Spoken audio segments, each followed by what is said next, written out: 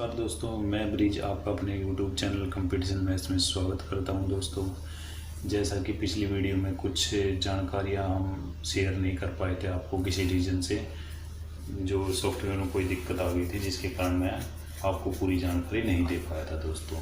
तो आज मैं आपको जो बाकी जानकारी रह गई थी इसके बारे में, CPF का जो फॉर्म है उसके बारे में, नोटिफिकेशन के बारे में, जो बाकी जानकारियाँ थी उसके बारे में मैं आज आपको बाकी जो है वो बताने वाला हूँ दोस्तों। तो हम पेपर के बारे में बता चुके थे आपको कि इसमें दो पेपर होंगे, ठीक है, वो बता चुका था मैं आपको। तो इसमें फिजिकल स्टैंडर्ड्स के बारे में बता देता हूँ दोस्तों आज आपको कि फिजिकल स्टैंडर्ड क्या होगा। फिजिकल स्टैंडर्ड जो है, फिजिकल एफिशिएंसी टेस्ट और मेडिकल स्टैंडर्ड क्या होगा वो मैं आज आपको बताने वाला हूँ दोस्तों, ठीक है। फिजिकल एफिशिएंसी जो टेस्ट होगा दोस्तों, वो 100 मीटर की रेस होगी, जो है 100 मीटर की रेस होगी, जो मेल्स के लिए 16 सेकंड में क्लियर करनी होगी। 100 मीटर का ये सूट लगा लो, एक सूट जो मारते हैं ना, सूट जो लगाते हैं, वो 100 मीटर का 16 सेकंड में, मेल के लिए 16 सेकंड और फीमेल के लिए 18 सेकंड में क्लियर करना पड़ेगा दोस्तों। और उसके बाद 800 मीटर की रेस होगी, वो जो है मेल्स को 3 मिनट 45 सेकंड आराम से हो जाती है। मेल्स के लिए 3 मिनट 45 सेकंड में यदि प्रैक्टिस की है आपने तो आराम से, बिल्कुल आराम से हो जाएगी, किसी तरह की आपको दिक्कत नहीं होगी। शूट की आपको प्रैक्टिस करनी पड़ेगी दोस्तों, ठीक है। फीमेल्स के लिए 4 मिनट 45 सेकंड है उसका टाइम, 4 मिनट 45 सेकंड दिया गया है दोस्तों।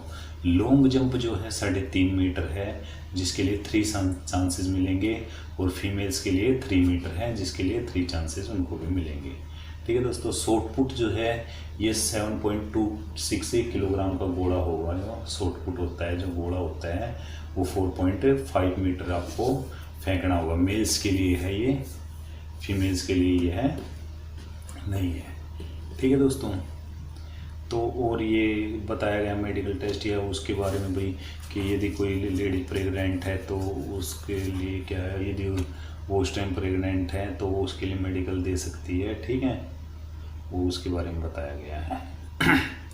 और इंटरव्यू पर्सनैलिटी टेस्ट, देखिए इंटरव्यू और पर्सनैलिटी टेस्ट, मेडिकल स्टैंडर्ड भी उसी टाइम आपका फिजिकल के, the physical standard, physical efficiency and medical standard test will be conducted under the supervision of nodal authority to be appointed by the ministry of home affairs.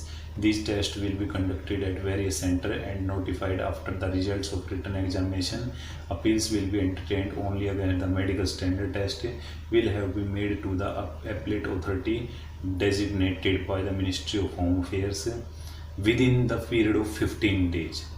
देखो आप जो है medical standard है उसके medical test के लिए आप क्या कर सकते हो, अपील कर सकते हो। 15 दिन के अंदर आपको अपील करनी होगी, ठीक है। जो है फिजिकल में यदि आप फेल हो जाते हो तो उसके लिए आप अपील नहीं कर पाएंगे, ठीक है। तो मेडिकल के लिए आप अपील कर सकते हैं।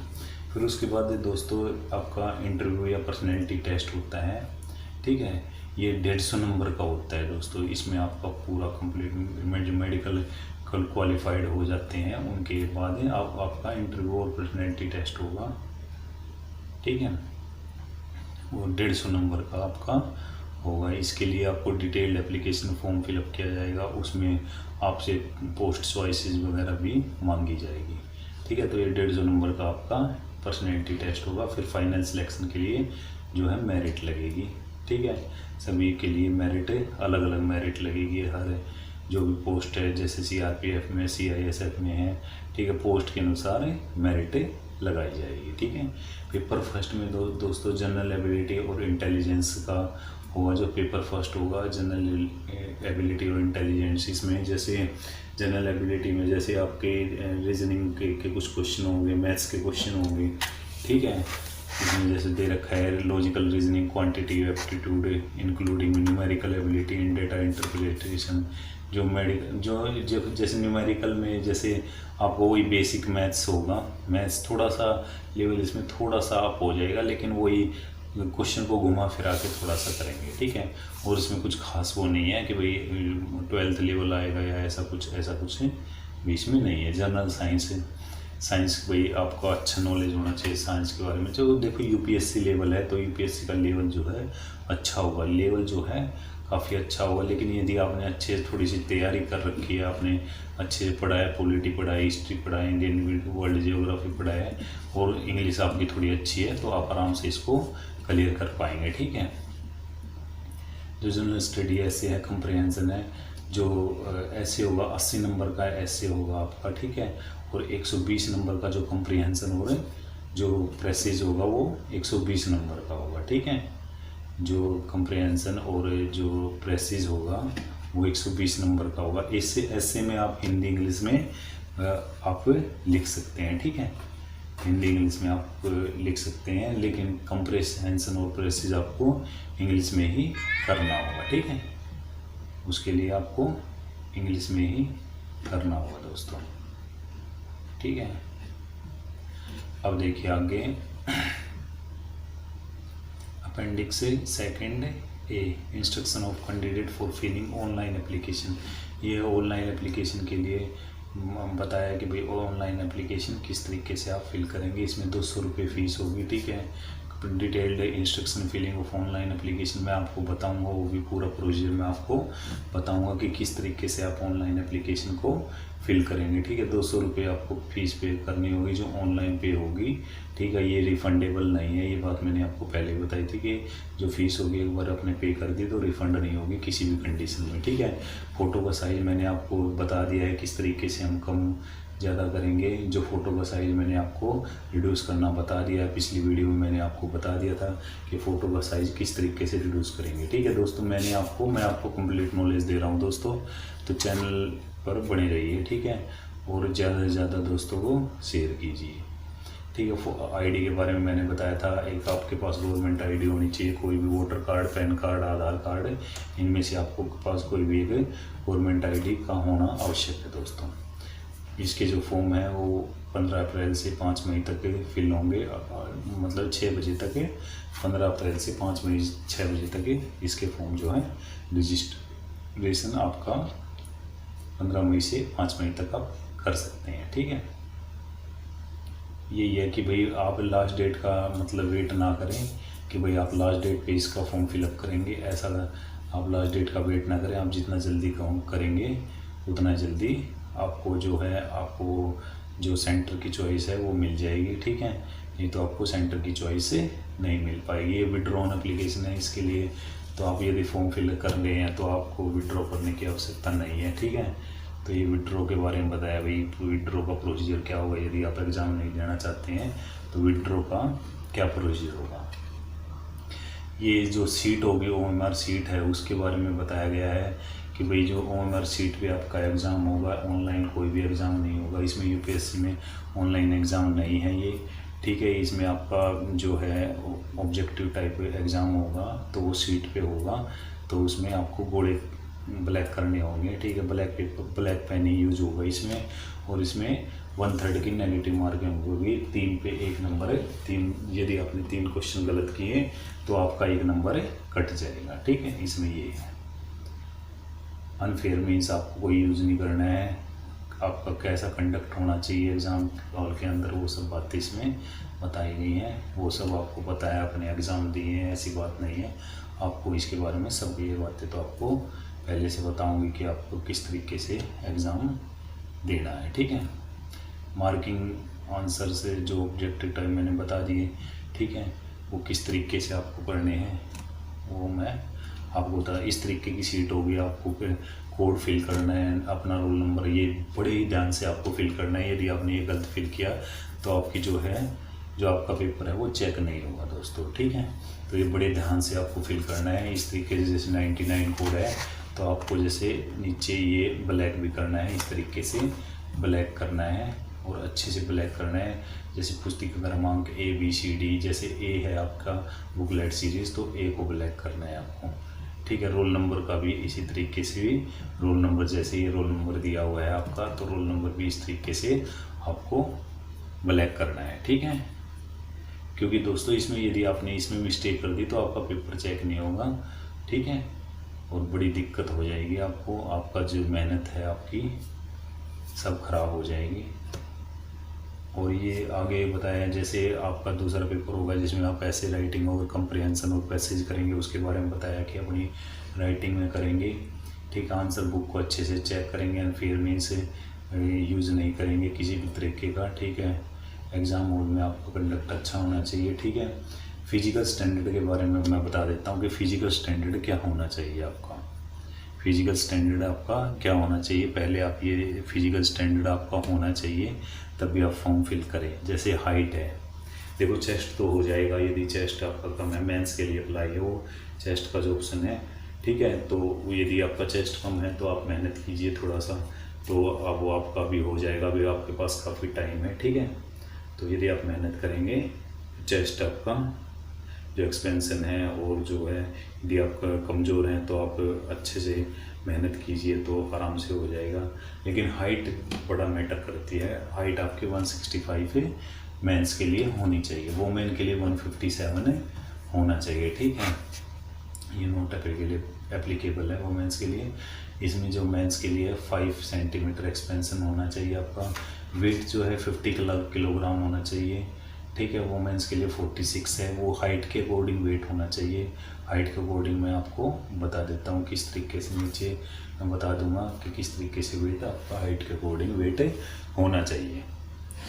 आँखों के बारे में बताया है दोस्तों कि बेटर आई, अच्छी आई 6/6 होनी चाहिए, ठीक है। यदि आपकी आँखें कमज़ोर हैं तो 6/12 चल जाएंगी, ठीक है। 6/9 और 6/9। इसमें जो है लेसिक जो है ना, जो हमें ऑपरेशन कराते हैं, जो सर्जरी होती है वो इसमें अलाउड है, ठीक है। जो लेसिक जो हम कराते हैं ना, लेसिक सर्जरी, वो ही इसमें अलाउड है और कम से कम 6 महीने पहले आपको करानी होगी यदि आप अभी फॉर्म फिल कर रहे हैं। यदि आप इच्छुक हैं, यदि आपकी आंखें कमज़ोर हैं तो अभी से आप सर्जरी करानी पड़ेगी आपको। लेसिक जो ऑपरेशन होता है वो अभी से कराना पड़ेगा आपको, बाद में दिक्कत आएगी आपको यदि उस टाइम आप कराएंगे तो आपको मेडिकल में बेनिफिट कर दिया जाएगा, ठीक है। तो वो अभी आपको करानी होगी, ठीक है दोस्तों। तो ये उसके बारे में बताया। देखो यह interval 6 month post operative period mandatory, candidate must have completed 6 month after LASIK surgery while considering for the recruitment of A CAPF, ठीक है दोस्तों। तो आपकी 6 महीने पहले आपकी सर्जरी हो जाए तो अभी करानी होगी। यदि आपको ये पता है कि आप आगे वहाँ तक पहुँच जाए, वैसे भी यदि आपकी आँखें कमज़ोर हैं तो आप करा सकते हैं, ठीक है। ये ऐसे नुकसानदायक भी नहीं है, ठीक है। तो और आँखों के इसके कान के बारे में बताया है, कैरिंग एंगल्स, जो घुटनों के बारे में, नोज़ के बारे में, नेक के बारे में और टीथ के बारे में बताया है, वेनरियल डिजीज़ के बारे में बताया है, क्रोनिक स्किन डिजीज़ है, इस तरीके की आपको कोई डिजीज़ नहीं होनी चाहिए, ठीक है। Candidate should note any degree of deafness and persistent of discharge. Candidate should have note, अच्छे से अपने क्लियर करके जाने हैं जो आँखों के आँखें हैं और नाक कान सब आपको अच्छे से क्लियर करके जाने। जैसे कानों में कई बार क्या होता है, वैक्स होता है, तो वो सब क्लियर करा के जाना है आपको डॉक्टर से। तो आप मेडिकल के लिए जब आप फिजिकल के लिए जाएँ तो उसी टाइम मेडिकल के लिए अच्छे से जाएँ आप। ये सब बातें बताई हैं भाई किस तरीके से कोई भी बीमारी आपको नहीं होनी चाहिए। टैटू के बारे में बताया है, टैटू क्लोज क्या है। Being a secular country the religious sentimental, देखो कई बार क्या होता है किसी का रिलीजियस सेंटिमेंटल है तो वो चलेगा, लेकिन यदि आपने वैसे टैटू है जैसे आप जो अंदर बॉडी के अंदर है, यदि आप रिलीजियस तो उसके लिए आपको रिलीजियस सर्टिफिकेट दिखाना होगा। यदि आपने ऐसा कोई टैटू बनवाया है तो साइज ऑफ मस्ट, साइज देख लो, साइज भी बताया है कि भाई साइज 1/4 का साइज होना चाहिए। एल्बो और hand of the body, other मतलब जो भी जगह है उसके बारे में बताया गया है कि भाई जो टैटू है, टैटू के बारे में बताया गया है। Tattoo marked on the traditional site on the body like inner aspect of forearm but only left forearm, केवल लेफ्ट में चलेगा, राइट में नहीं होना चाहिए, ठीक है। बीइंग नोन सैल्यूटिंग लिम्ब और dorsum and hands are to be allowed, ठीक है। यदि आप भाई जैसे कई क्या है कि भाई आदिवासी एरिया से बिलोंग करते हैं तो उनका चल जाएगा, ठीक है, लेकिन उसके लिए आपको रिलीजियस सर्टिफिकेट आपको दिखाना पड़ेगा। ये अब जो है बॉडी का वेट बताया गया है, जो हाइट के अनुसार जो वेट होगा, वन जैसे 156 है, 156 किसी की हाइट है, ठीक है, तो उसका वेट 18 से 22 एज है, तो उसका वेट 44 से 54 के बीच में होना चाहिए। जैसे आपको मांगा गया 165 है, जैसे आपके 166 हाइट है, तो आपका 49.5 से 60 होना चाहिए, ठीक है। 23 से 27 एज है आपकी, तो 51 से 65 इस तरीके से ये आपका वेट भी आपका नापा जाएगा। तो ये भी बहुत ज़रूरी है, नहीं तो पॉइंट बना दिया जाता है और आपको पॉइंट बना के निकाल दिया जाएगा, ठीक है। ऊपर नीचे 1-2 किलोग्राम ऊपर नीचे चल जाता है, ठीक है। ये सब बातें इन्होंने बताई है दोस्तों, ठीक है। तो नेक्स्ट वीडियो में मैं आपको फॉर्म को कंप्लीट किस तरीके से फिल करेंगे वो सब बातें मैं बताऊंगा। मैंने आपको जो फ़ोटो साइज़ है वो रिड्यूस करना आपको बता ही चुका हूँ मैं पहले, ठीक है। नेक्स्ट वीडियो में मैं आपको जो सुबह में वीडियो डालूंगा उसमें मैं आपको बताऊंगा कि भाई किस तरीके से इसका फॉर्म फिल करेंगे। तो नेक्स्ट वीडियो आप ज़रूर देखें, उसमें मैं आपको पूरी नॉलेज दूंगा कि भाई फॉर्म को किस तरीके से फिल करेंगे, कौन से कॉलम में क्या फिल करेंगे, वो सब बातें मैं बताऊंगा दोस्तों। तो दोस्तों ये मैंने आपको पूरा नोटिफिकेशन बताया, नोटिफिकेशन था जो भी इसका वो मैंने आपको कंप्लीट समझा दिया है दोस्तों, ठीक है। तो दोस्तों आप अच्छे से इसको पढ़ लें, एक बार फिर से पूरा कंप्लीट देख लें, ठीक है, समझ आ जाएगा आपको, ठीक है। मैंने आपको जहाँ तक है पूरी जानकारी आपको दी है। तो नेक्स्ट वीडियो में मिलते हैं, मैं आपको फॉर्म फिलअप करने के बारे में नेक्स्ट वीडियो में बताऊँगा दोस्तों, ठीक है दोस्तों। तो आपका दिन शुभ रहे, चलते हैं।